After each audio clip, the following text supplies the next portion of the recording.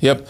So my background is two things. Ministry and law enforcement is kind of what I've done my entire life. So I started my career in 1996 as an enlisted K-9 security police handler at the time, not security forces. Spent some time on active duty, got out. I was a civilian police officer in New Mexico, and joined the reserves getting out. And then I had a small break in service and then came back in, commissioned as a chaplain, and then went back to being a security forces officer, and now I'm back to being a chaplain. So that's my background for the most part. What was your experience like as a security police and then into civilian? Did you notice any differences between those two worlds, and if so, what were they? Yeah, as a civilian police officer, you had a lot more discretion. The encounters with citizens were a lot more frequent and presented with more danger, generally speaking. On military bases, people tend to be pretty lockstep in terms of regulations and rules and high levels of accountability. And then you get to the general public and you don't have that. You're dealing with people in their element, their family element, criminal element, vocational element, whatever. And so those are some of the major differences is the culture differences between the military and the general population. That translates into where and how you encounter people as a law enforcement officer. And then what made you switch to chaplaincy? I'd always been in ministry, and as I started to miss the Air Force and thought about coming back into the reserves, when I went to speak to the recruiter, I figured I would commission into security forces. It had then changed to security forces by that time. And when he started asking me about what I was doing at the time, I was in ministry and I was in seminary. He started talking to me about the chaplain candidate program. And that was just a great route for me at the time to finish my master's and to extend my ministry into the military. So I thought it was just a good avenue, and I decided to pursue it. Has that changed your perspective on your law enforcement career? I don't think so. You may have to give me a little more there in terms of what you're looking for. I wasn't looking for anything. Yeah, if anything, probably my age and my maturity in life has changed my perspective on my law enforcement career. And actually, let me take that back. Maybe it has, because one of the things that ministry does is you are walking with people through some of the worst circumstances of their life very often. As I think about that, juxtaposed to being a law enforcement officer, you encounter people at some of those worst moments of their life.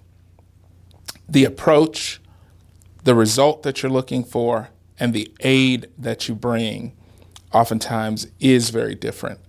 And so, yeah, I would have to change that. I would say, ministry over the last 20 plus years has made me more compassionate, and it has allowed me to see, unlike as a law enforcement officer where you are trained almost to perceive everything, almost everything, let me say that again, where you are trained to perceive almost everything as a threat or a possible threat.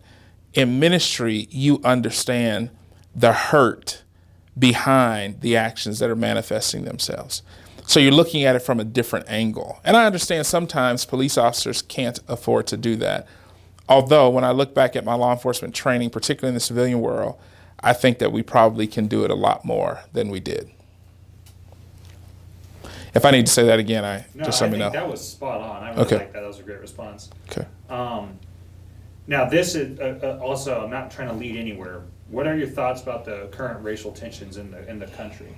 Yeah, I got a lot of mixed emotions. I think a lot of the significant change that has come in our country has come as a result of protest. I'm thinking about everything from slavery and freeing enslaved Africans to the civil rights movement, Dr. King, Ralph Abernathy, Jesse Jackson. I'm thinking about, those names. And so I think protest can be an effective method to bring about substantive change. That said, I don't agree with the idea of looting and destroying property and needlessly killing innocent people or destroying businesses that people have worked their lives to build.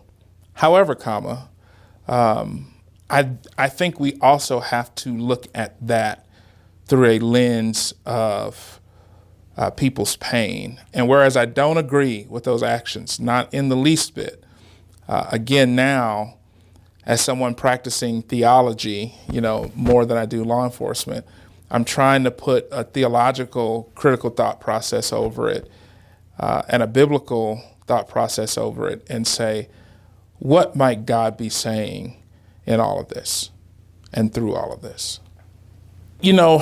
My brain and my mind tends to process as truth is usually not in one extreme or the other. It's usually somewhere in the messy middle.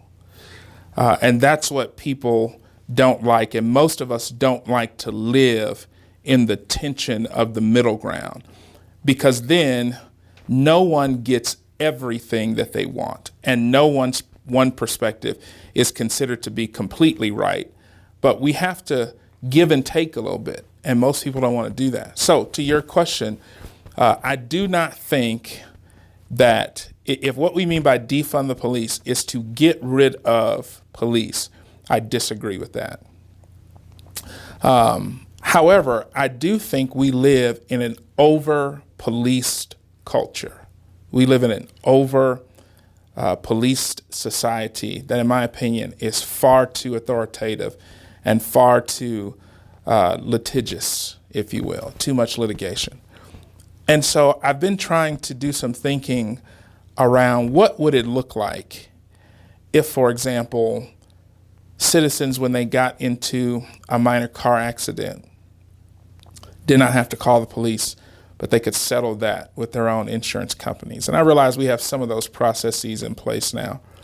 But what if that were the rule? I'm thinking back to my time in law enforcement, and one of my partners, the department we were working on, wound up shooting and killing a guy because this guy got into a minor car accident, and he went to his house to write him a ticket, right? And this guy, presented with a gun, he wound up shooting and killing him through the window. Now, I'm not saying this was the law enforcement officer's fault. This guy brought it on himself. I'm just trying to think, if by sheer numbers we had less encounters with police, just mathematically, we would have less things go wrong. And what if through processes like that, if a guy gets into a bar fight, does he really need to have a high-level misdemeanor or a felony on his record, and now his family is in jeopardy because his livelihood is in jeopardy, and so on and so forth? I'm just not so sure that we need the legal authorities involved in as many issues as they're involved in now. And God knows, by no means am I advocating a bar fight, nor am I advocating tyranny. I'm just trying to do some thinking to say, what would it look like if we put people back in control of their own lives, and we didn't have to govern every single thing, And so I don't agree with this. If what people are saying with defund the police is get rid of them, I don't agree with it. If what we're saying is, and I think this is what most people are saying, by the way, news agencies on both sides of the fence, the right and the left, they all have an agenda. And so defund the police all of a sudden turns into, we don't want any cops anywhere. And I think, as I've read on this and listened to people talk, what people are saying is kind of what I'm proposing. I'm thinking about the mayor in Los Angeles, for example, took $150 million out of the law enforcement budget over however many years to redirect that to causes that support some of the black initiatives that we're seeing in the country now. I think things like that can be good and healthy, so long as we are thinking through it and it makes sense and it's a win-win for police and citizens. But if what we're saying is get rid of law enforcement, I disagree with that. But I do think we live in an over-police culture, and we could have less of a police presence, less litigation, criminally and civilly, and I think that we could see some good come out of that. What would it look like to create a culture and a system where citizens were expected to be responsible to themselves, responsible for their fellow man, and accountable one to another? I think we've got enough brains in this country who can think innovatively around solutions along those lines. One of the things that's happening, and I was on the Peter Broyles radio show yesterday, we were talking about this, just this very thing, defund the police. One of the things he brought up was someone wrote or said somewhere that having police in schools is a pipeline to prison. He thought it was asinine. I could absolutely understand, as a black man, why people would conclude that. Because what many people may not know is for-profit prison systems are built on fourth grade reading levels, right? And so you got a police officer in a minority community, in a minority school, and in his mind, right, these are just people on their way to prison anyway, perhaps. These are just troubled kids who there's no hope for anyway, perhaps, right? And so I could absolutely understand why somebody would make that statement. Or you think about, and we've all heard of these asinine stories, of kids, 4th, 5th, 6th, 7th grade. When I was a kid, I don't even remember the name of the game, right? But you'd run around swatting girls on their butt. Well, now those kids could be charged with a sex crime. Now, please hear me. I'm not saying it's appropriate to swat anybody anywhere, period, paragraph. But I also don't think that should wind up as a registered sex offender for the rest of their lives. And so that's what I mean by over-policed. That's what I mean by the accountability of citizens. I think we can create a culture where police don't have to be involved in everything like they are now. That's really good stuff. It's nice to hear this just for my own sake, just to hear other people's kind of take on things. Were there any experiences when you were a police officer or just a citizen with police officers where you were in an altercation where you felt like race was a part of it? Absolutely. Yeah, probably the one that led to my departure from law enforcement. I arrested a guy, a minority prisoner, one night, took him back to the substation. He was charged with, aggravated DUI and a few other charges, assault on a police officer. And by the way, in New Mexico, assault is not battery. Assault is not physical contact. Assault is making someone feel like they are going to be attacked. So getting in their face, whatever. And so took him back to the substation. He's in custody for an hour or two. I'm doing paperwork, doing a breath test, all the standard stuff for a DUI. And a fellow officer, white officer, comes in and he decides that he doesn't want this guy to talk anymore for whatever reason. He's annoyed by his presence, literally. And the prisoner was drunk, he was obnoxious, but he was harmless. He was in custody. He wasn't attacking anyone. He was just talking. He was doing what drunk people do. And this other officer starts beating on my custodial prisoner. And I intervened. I had to physically defend this prisoner against this unlawful attack from this police officer. And immediately I was outcast by the department. I felt like there was an element of race. He was white and I was black.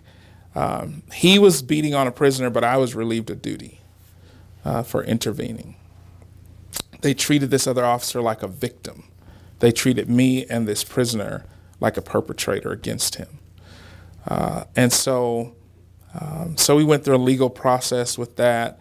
I wound up having to be involved in civil litigation, and they wound up settling their case.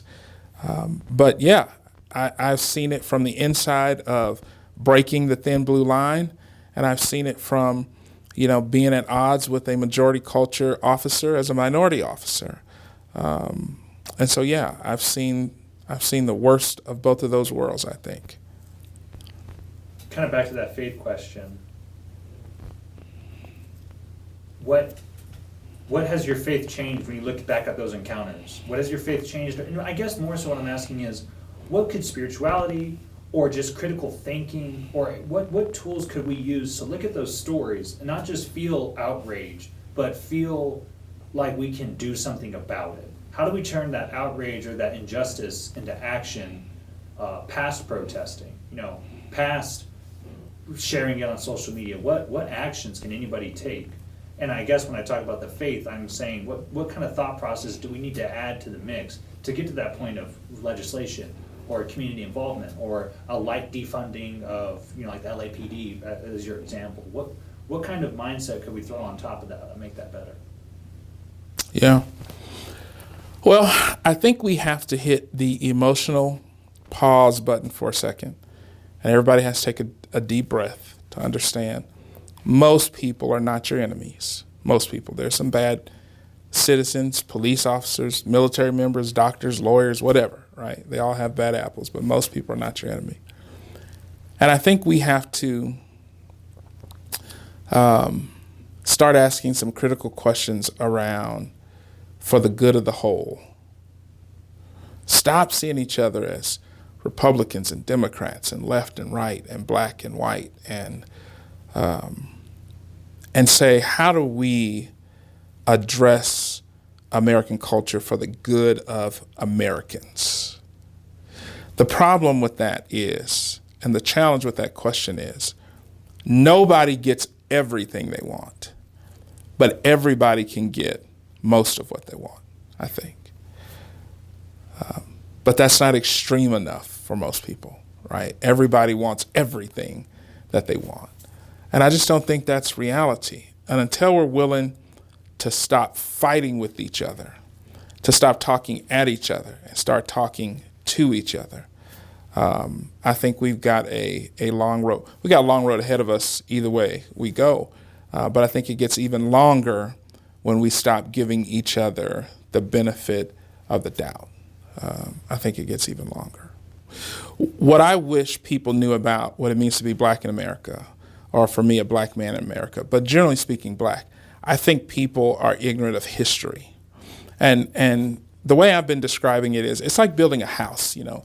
You build a foundation, and the foundation has to be right, or it doesn't matter what you build on that foundation. And so you build this house, and you build it with a flawed foundation, right? It's crooked, or there's not enough cement or rebar to reinforce it or whatever. And then you build this house on it. And the house will stand for a while, and it's pretty, and and it's nice, and it's got all the accoutrements internally, and all of the accessories that you want, and it's outfitted the way you want. And you keep admiring this house. But the contractor knows that the foundation is deeply flawed. And he's trying to get you to address the foundation. You keep looking at the house going, no, it's pretty, and our family's happy here. And after a while, you start to see cracks in the drywall. You start to see cracks in the tile. And you're not real sure what's going on. And you call up the contractor, and he says, I've been telling you the foundation is bad, and you keep going, but it looks so beautiful, And I think that's what we've been doing in America.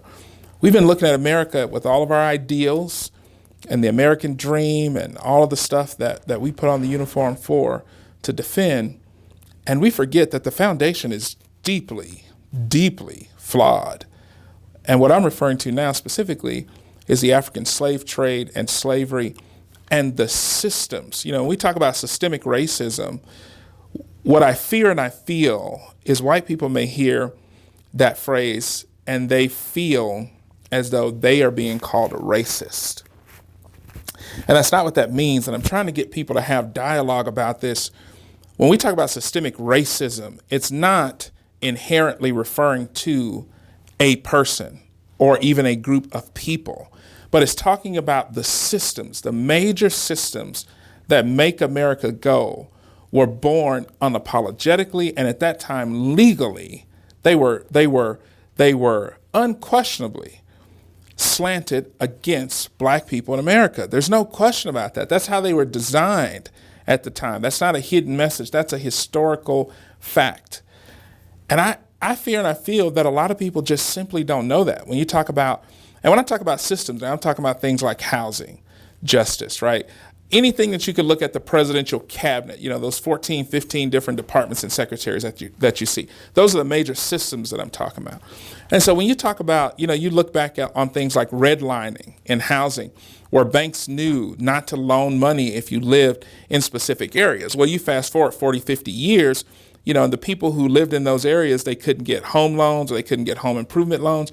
Well, now 50 years later, those areas get gentrified because now people with money and resources, usually white Americans, go in and they're able to buy it at a premium. And now they build up the area, and now it outpaces what people in that area can afford. And they were never allowed access to the resources to improve it themselves. Those things are historical facts in the justice system. When we look at Black Americans, and these are documented cases, same day, same courtroom, same judge, same charges, same essential facts. There is a vast difference between how Black defendants are sentenced and white defendants are sentenced. Even when we look at some of the mass shootings that we've had, and we look at how some of the offenders, almost all of whom that I can think of were white males, and how they made it out alive. But a guy like a George Floyd, who's it's questionable as to whether or not he's got a fake $20 bill or not, is suffocated, is choked to death for the watching world to see. These things just can't be in question. So that's what we're talking about when we say systemic racism. It doesn't mean an individual is racist, or it doesn't mean a group of people are racist. It means the major systems that make America go, that produce resources and wealth and history and legacy, and allow one to pursue that American dream that we talk about. When those systems were designed, they were legally and unapologetically designed to exclude Black people. And so that's one of the things we need to talk about is history. I love that. That's really great. And now we're going to try to make you the next president of the United States. How do we fix it? Yeah, how do we fix it? And maybe I want to kind of tie this to a little bit of our guardsmanship insofar as neighbors helping neighbors. How do we, and you've been talking about that, being accountable for yourself, being accountable for your communities. So how do we start tackling systemic racism in our communities, either at the lowest level, street by street, at the county level, state, federal? Yeah. Well, you're talking to a preacher, so I think first and foremost, we've got to return back to God, and I realize everybody's not a Christian. I'm not trying to make everybody a Christian, although I think being a follower of Jesus is the answer. I recognize that that's not a sociological platform, right, that you can stand on. But I need to say that for the record. Jesus is the answer, and the world needs to know that. Existentially, right? So this is what I say to people. Yeah, I do think Jesus and what he did for us on the cross and the free gift of salvation that he offers to anybody who'll receive it, I think is the answer. But what I say to people is, if you're not going to be a follower of Jesus, at least be a good neighbor. And I think there's value in that as well. Mow your yard, repair the boards in your fence, that kind of stuff. And I mean that tongue in cheek to say, we've got to look out for each other. So to your question, how do we fix it? I don't know.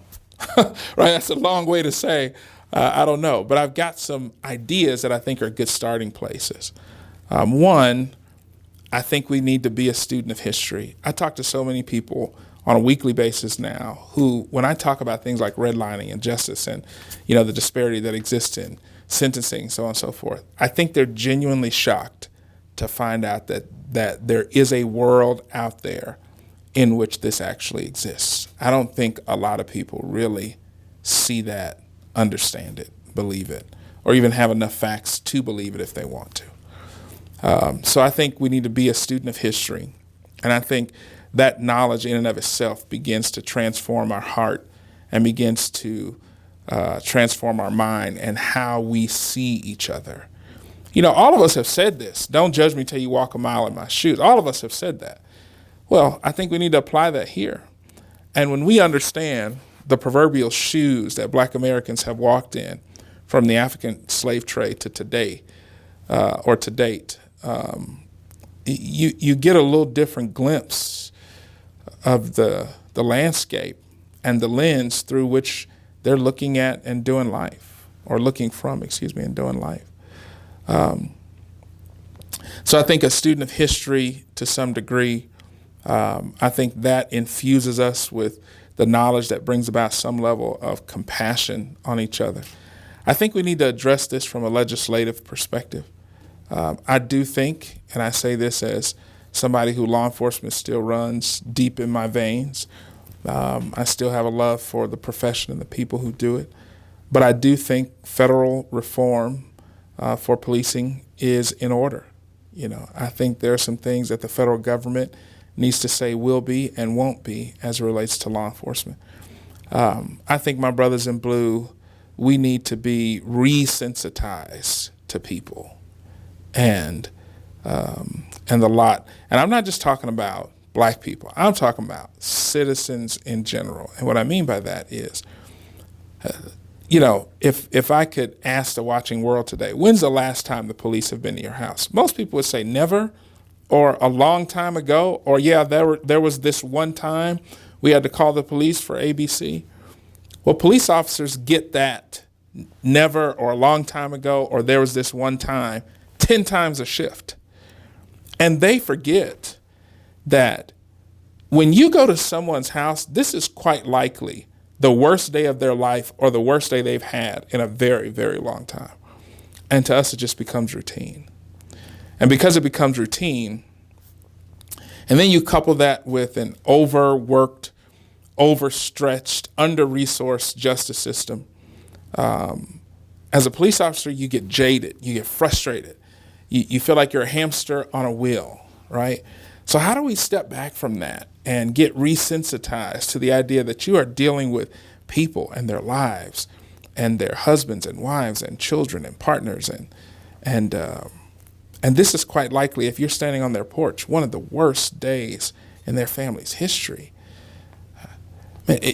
If thinking about that won't cause you to take a little different approach, to think twice, maybe, or 1.5 times about, just for an extra second, about how your actions is going to impact this family. Man, I think if we could get every cop to just do that, we would start to make some strides in some of these areas. So I do think there needs to be some legislation, justice legislation. I think there needs to be some legislation that levels the proverbial playing field for all Americans and opens up access to different resources and so on and so forth. So that's just a few thoughts that are going around in my head. I'm not a lawyer. I'm not a politician. I'm just a preacher, man. So I don't know how much that means, but that's just some of the thoughts that are going around in my head. So as a guardsman, if you're coming in and haven't been exposed to a lot of diversity, first of all, I think you made a great choice because the military is usually fairly diverse, relative to a lot of working environments in the corporate world. I think that the education of history is still a factor. And then spend time just getting to know people. So let's divorce ourselves from all of our preconceived notions and all of our preconceived biases that we all have to some degree. And man, I can tell you this. I consider myself a pretty good judge of people as a former cop and now pastor, walking with people for a long time. Every time I've passed judgment on people, I am wrong more often than I am right. And I consider myself a student of people. But I'm shocked at how often I am wrong, how often I misjudge people. So thankfully, that over the last several years, I've just gotten to the place now where I try to approach each person with a clean slate in my own heart and my own mind and get to know that individual.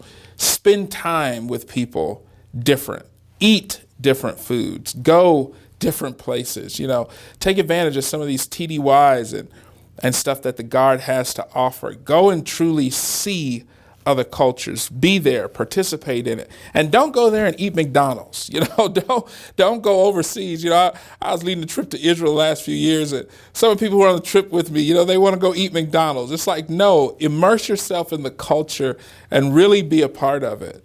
And so that would be just a couple of my recommendations. One of the ways that we can educate others, I guess we would say, as guardsmen is, maybe talk about our experiences, in these other places, value them, bring that knowledge back, encourage other people to become a part of it. Probably the biggest way, though, I think we could help address the problem is this issue of integrity. We define integrity, first core value in the Air Force, usually doing the right thing when nobody's looking. Well, yeah, that's one way to say it, but integrity is deeper than that. The root word of integrity is integer. It means to be whole. And so when we talk about integrity, it's this idea that there's no disparity between what I say and what I do, right? That those pictures marry, they're one. And so what I would say to people is if we are really going to live a life of integrity, then we have to be in private who we are in public. We have to be outside of the uniform who we are in the uniform. And so I think that's one of the ways is just truly live a life of integrity. Do self-evaluation, self-reflection, be honest with yourself, to thine own self be true, I think somebody said, right? So be honest with yourself about who you are, where you are, and then let's take the steps to mitigate those issues, if they're issues, to grow as people, to grow in our knowledge of one another, to truly be people of integrity. And then, to be people of oneness as we wear this uniform together. So I think there is maybe one thing I would add, which is I reject the notion that white people, majority culture, should not speak into this situation or can't help to lead change. I think it's going to take all of us.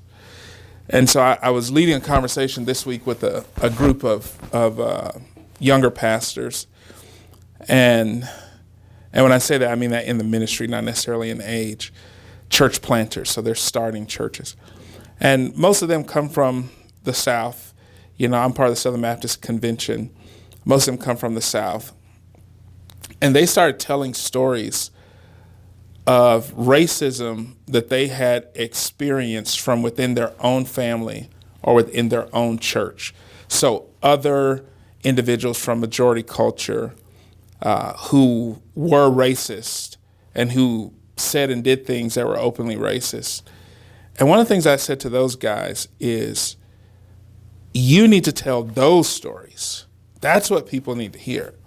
So this notion that only us as black people should speak about racism or can talk about racism, I disagree. In fact, I think stories that could come from our white brothers and sisters, or maybe they were exposed to it in their family or their friends or social circles or church circles, unfortunately. I think those stories can be even more powerful because that truly is an exercise of courage and integrity to say, no, I know that racism exists or I've experienced, and here's how I saw it demonstrated as a white person versus how I received it as a black man in America. I think those things, those stories can be powerful elements of change and healthy confrontation where we all have to look internally and think twice about whether or not racism really does exist, because I absolutely believe it does. And I think those stories from the inside can be very helpful to shine light on it.